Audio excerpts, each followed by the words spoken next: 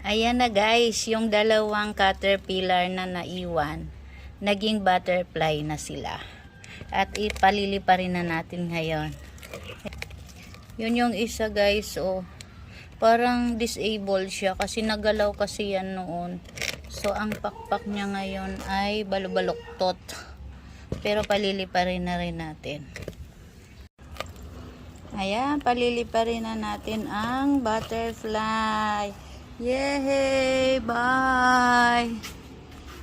Itong isa, papadapuin na lang muna natin dito sa halaman kasi di siya guys makalipad kasi balubaluktot yung kanyang pakpak. So hayaan na lang muna natin yan dyan guys hanggang sa makalipad na siya ng tuloy.